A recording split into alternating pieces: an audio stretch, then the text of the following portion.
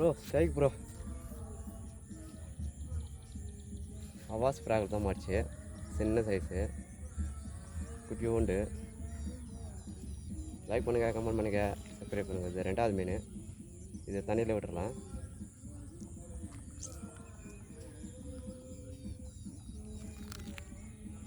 Okay bro, இதை தண்ணியில் விட்டலாம் bro. இதுதான் ரொம்ப நேரம் ஆர்டர் போட்டுருந்தேன்.